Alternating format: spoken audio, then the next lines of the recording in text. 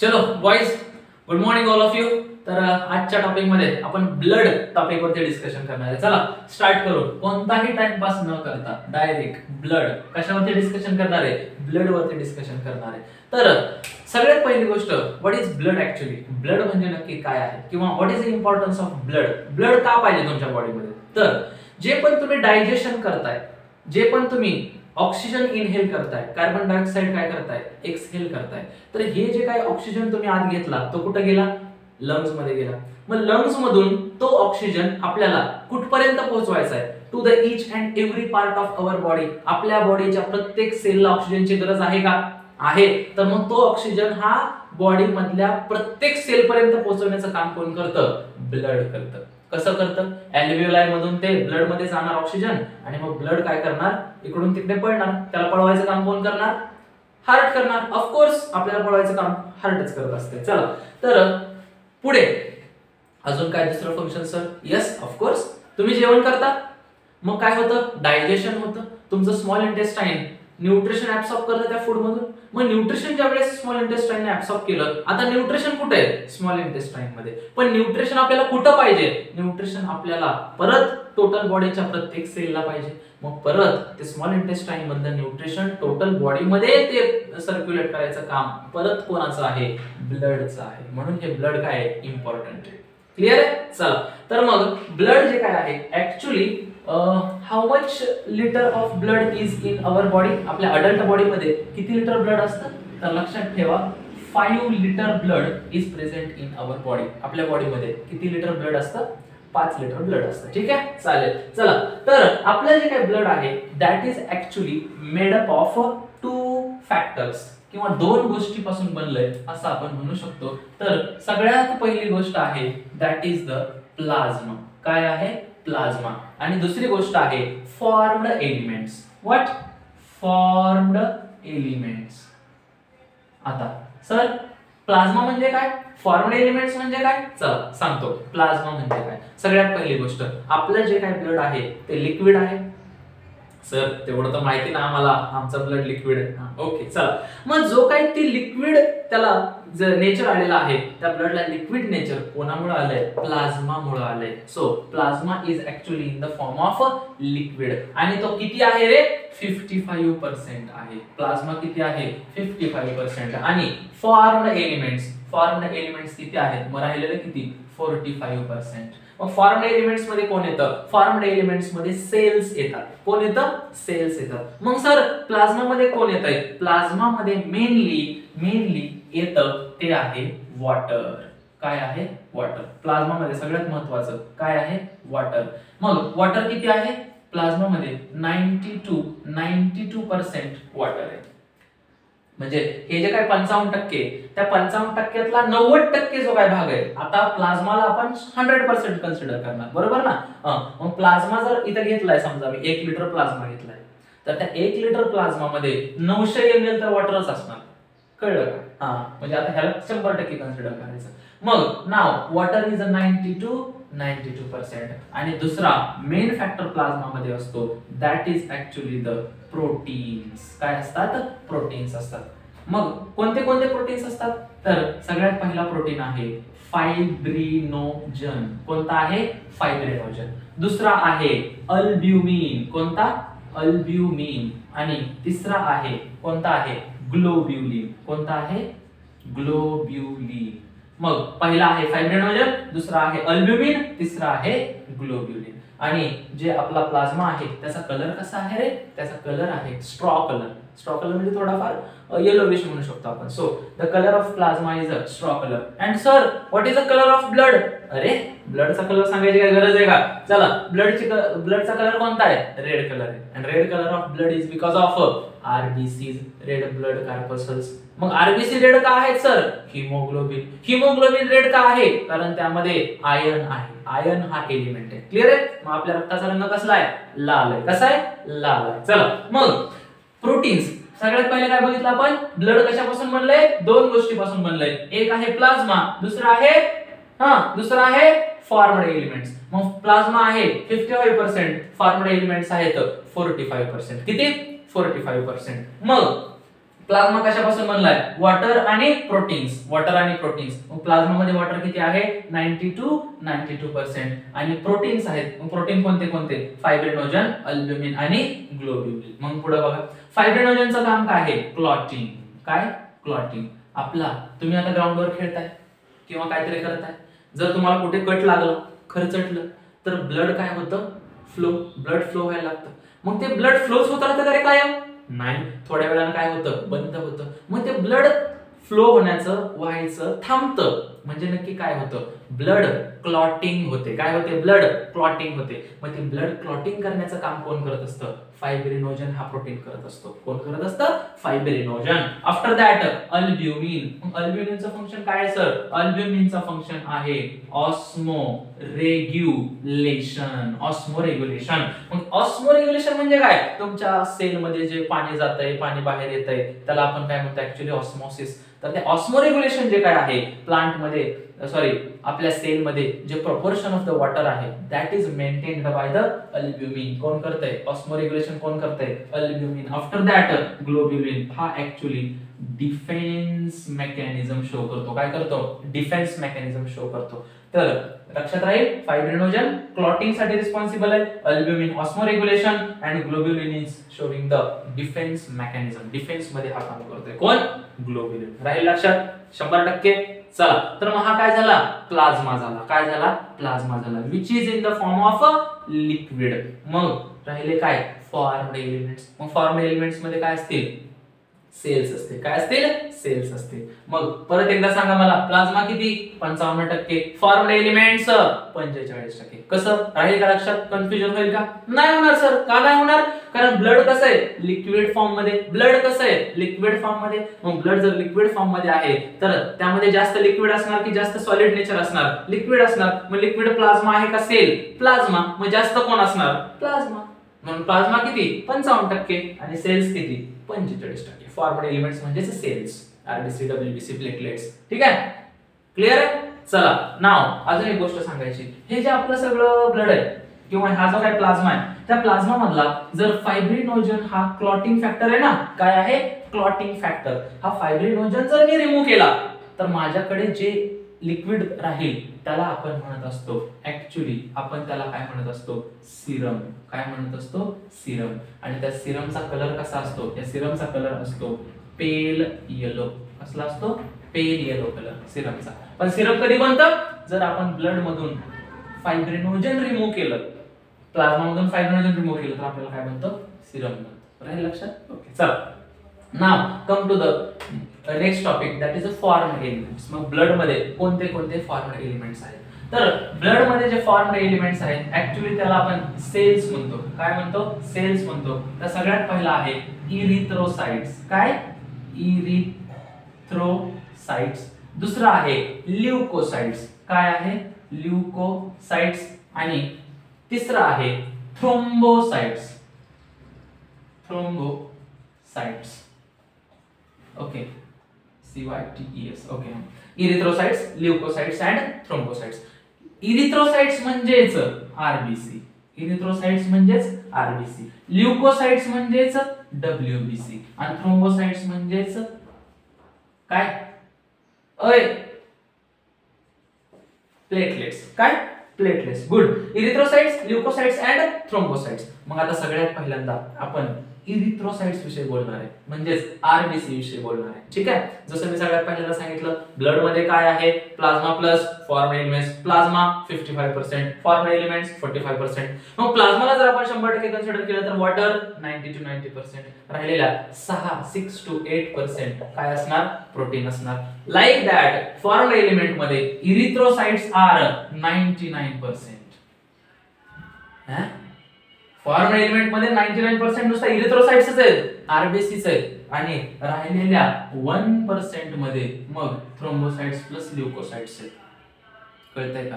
म्हणजे आपल्या बॉडीमध्ये जे काही ब्लड आहे त्याच्यामध्ये सगळ्यात जास्त प्लाझ्मा आहे आणि फॉर्म्ड एलिमेंट मध्ये सगळ्यात जास्त सेल. आपल्या बॉडीमध्ये जे काही ब्लड आहे त्यामध्ये सगळ्यात जास्त सेल कोणत्या आहेत? आरबीसी. कोणत्या आहेत? RBC. So what is the function of RBC? सगळ्यात पहिल्यांदा आरबीसीचं फंक्शन काय आहे? आरबीसी ही काय? आरबीसी जी काय ऍक्च्युली काय आरबीसी काय आहे, रेड ब्लड सेल्स. आणि त्याला रेड रेड कशामुळे कलर आलाय, that is because of haemoglobin. कशामुळे आलाय, हिमोग्लोबिन. आणि हिमोग्लोबिनचं फंक्शन काय आहे, टू कॅरी द ऑक्सिजन. काय, ऑक्सिजन कॅरी करणे is a function of haemoglobin. मग आरबीसीचं प्रायमरी फंक्शन काय आहे, ऑक्सिजन कॅरी करणे. काय आहे, ऑक्सिजन कॅरी करणे. दुसरी गोष्ट, यांच्यामध्ये न्यूक्लियस आहे का रे, नाही आहे. There is a absence of nucleus in the RBC. RBC मध्ये न्यूक्लियस नसतं. कसं काय नसतं सर, कारण हा जो हिमोग्लोबिनचा मॉलिक्यूल आहे, त्या हिमोग्लोबिनच्या मॉलिक्यूलची साईज कशी आहे, मोठी आहे, जरा जास्त आहे. त्याच्यामुळे त्या सेलनं मॉडिफिकेशन मध्ये न्यूक्लियसच गायब केला आणि मग आता त्याच्यामध्ये काय आहे, हिमोग्लोबिन आहे. And the shape of the RBC is a biconcave. कसा आहे, बायकॉन्केव म्हणजे हा असा बायकॉन्केव शेप आहे इरिथ्रोसाइटचा. सो कळतंय का, हा. मग इज देयर एनी बेनिफिशियरी, जो काय बेनिफिशियल आहे का बरं, हा जो काही शेप आहे तो आरबीसी साठी बेनिफिशियल आहे का, याला काय मदत होते का, यस ऑफकोर्स मदत होते. Because of this concave shape of the cells there is a extra area for the exchange of the gas. हा जो काही सेल आहे त्याला जास्त एरिया मिळतोय, कशासाठी, ऑक्सिजन एक्सचेंज करण्यासाठी. दुसरी गोष्ट, हा कॉन्केव आहे त्याच्यामुळं नॅरो स्पेस मधून पण तो जाऊ शकतो. म्हणजे जिथे कमी जागा आहे, जिथे थोडी जागा आहे, तिथून पण आपला जो काय आरबीसी आहे तो काय करू शकतो, ट्रान्सपोर्ट होऊ शकतो. So these are the benefits of the biconcave shape to the RBC. RBC ला या कॉन्केव शेपचे काय आहेत, बेनिफिट्स आहेत. मग सर तुम्ही म्हणताय आरबीसी हा सगळ्यात जास्त आहे, तर मग किती आहे RBC. RBC are 5 to 5.5 million per millimetre cube. 5 to 5.5 million per millimetre cube. म्हणजे मिलीमीटर क्यूब कळतं, हे असं क्यूब आपण कशाला म्हणतो, याला म्हणतो ना आपण क्यूब, हे असं असतं, याला आपण क्यूब म्हणतो. म्हणजे मी असं 1 मीटर घेतलं, असं 1 मीटर घेतलं, असं 1 मीटर घेतलं, असं 1 मीटर घेतलं, परत असं 1 मीटर 1 मीटर 1 मीटर 1 मीटर, मग हा क्यूब झाला. पण कसला झाला, 1 मीटर क्यूब झाला, कारण मी किती घेतलंय, मीटर घेतलंय ना. हा, मग हा काय झाला, 1 मीटर क्यूब. तसा आपल्याला कसला क्यूब घ्यायचा आहे, 1 मिलीमीटर क्यूब घ्यायचा आहे. म्हणजे असं 1 मिलीमीटर, असं 1 मिलीमीटर, असं 1 मिलीमीटर, असं 1 मिलीमीटर, मग असं 1 मिलीमीटर, मग ते छोटासा क्यूब, कळाला, 1 मिलीमीटर क्यूब. हा, मग तेवढ्यामध्ये किती आरबीसी असणार, 5 to 5.5 मिलियन. 1 मिलीमीटर क्यूब मध्ये 5 to 5.5 मिलियन आरबीसी असणार. ठीक आहे, राहील लक्षात. So this is the number of RBCs in our blood. कळतंय का, कळतंय का, फंक्शन लक्षात आलं का. काय, हिमोग्लोबिन आहे, न्यूक्लियस अब्सेंट आहे, बायकॉन्केव आहे, आणि 5 to 5.5 एवढं काय आहे, नंबर आहे पर मिलीमीटर क्यूब. क्लियर आहे. चला, after that we will shift towards the leukocytes. Leukocytes म्हणजे काय रे, WBC. But WBC is actually the, आपण म्हणतो यांना white blood cells, WBC white blood cells, but actually colourless. ह्या ज्या काही सेल्स आहेत त्या कशा आहेत, कलरलेस आहेत. अँड दे आर, डब्ल्यूबीसीचं काम काय, फर्स्ट ऑफ ऑल डब्ल्यूबीसीचं काम आहे डिफेन्स, इम्युन सिस्टीम बिल्ड करणं. म्हणजे तुमच्या बॉडीमध्ये जे फॉरेन मॉलिक्यूल येत आहेत, व्हायरस असेल, बॅक्टेरिया असेल, किंवा अजून काय असेल, ज्याच्यापासून आपल्या बॉडीला धोका आहे, आपल्या सेल्सला धोका आहे, डेंजर आहे, त्याला डिटेक्ट करणे आणि त्याला किल करणे. This is a function of WBC. बरोबर, म्हणजे ही थोडक्यात आपल्या बॉडीची काय आहे, आर्मी. काय आहे, आर्मी. मग so these WBC is actually divided into 2 parts. 2 यामध्ये पार्ट आहेत. तर सगळ्यात पहिला आहे ग्रॅन्युलोसाइट्स. काय, ग्रॅन्युलोसाइट्स, आणि दुसरा आहे अग्रॅन्युलोसाइट्स. एक आहे ग्रॅन्युलोसाइट्स, दुसरा आहे अग्रॅन्युलोसाइट्स. म्हणजे हे डिफेन्स करण्यासाठी जे त्यांच्यामध्ये मॉलिक्यूल आहेत, एलिमेंट आहेत, ते जर ग्रॅन्युअलच्या फॉर्म मध्ये असतील, सेलमध्ये ग्रॅन्युअलच्या फॉर्म मध्ये असतील, तर त्याला म्हणायचं ग्रॅन्युलोसाइट्स. आणि सेलमध्ये जर लिक्विडच्या फॉर्म मध्ये असतील, म्हणजे ग्रॅन्युअल दिसत नसतील, तर त्याला म्हणायचं अग्रॅन्युलोसाइट्स. मग ग्रॅन्युलोसाइट्स कोणते कोणते आहेत रे, एक आहे न्यूट्रोफाइल, दुसरा आहे बेसोफाइल, आणि तिसरा आहे न्यूट्रोफाइल, बेसोफाइल आणि इओसिनोफाइल.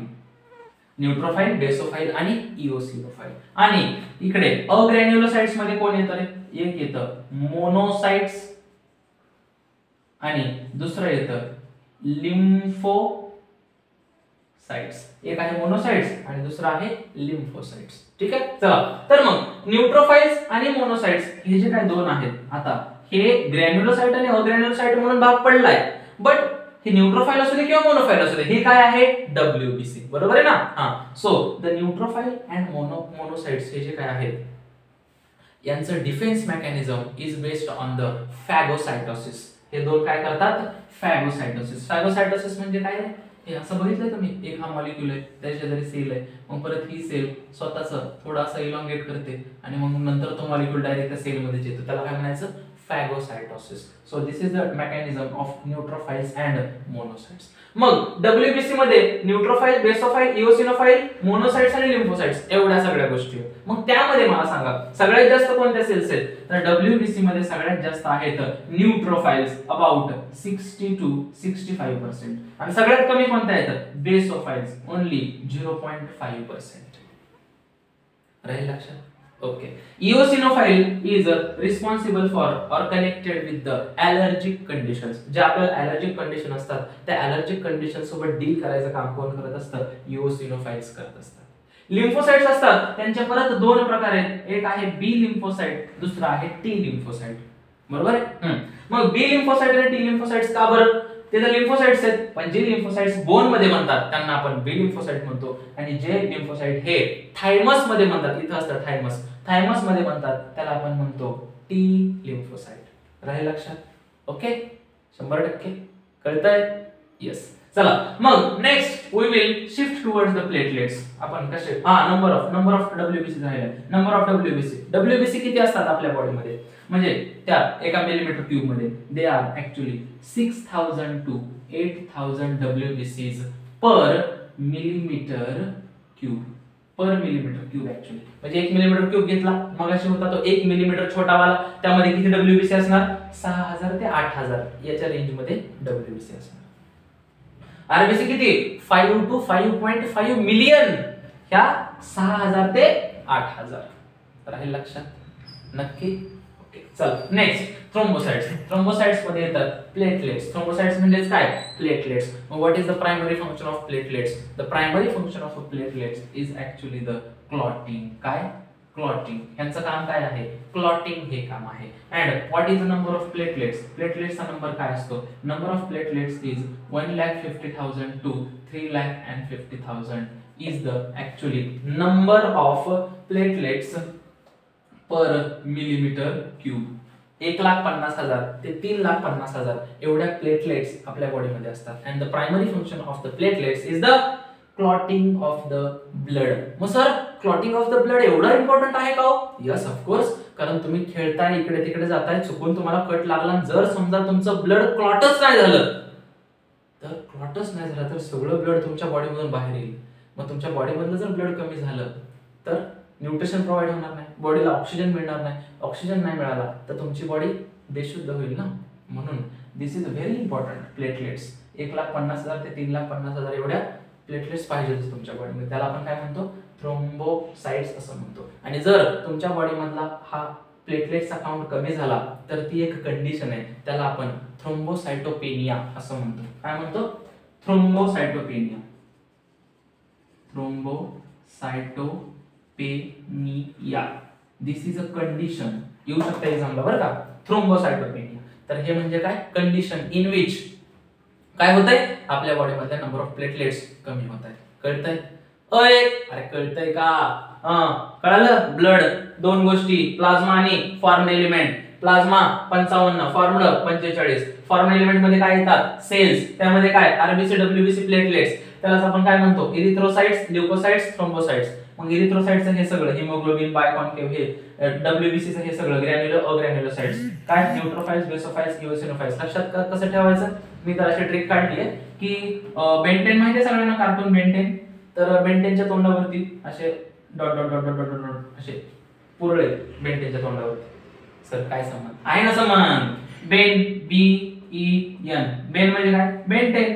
मग बेंटेनच्या तोंडावर काय आहेत, फुटकुळ्या, dot dot dot dot granules. मग BEN, Ben, Ben Ten, granules, granulocytes. ओहो, कळतंय ना. मग न्यूट्रोफाइल्स, बेसोफाइल्स, इओसिनोफाइल्स, ग्रॅन्युलोसाइट्स. आणि राहिलेलं मग लिम्फोसाइट, मोनोसाइट काय असेल, अग्रॅन्युलोसाइट असेल ना.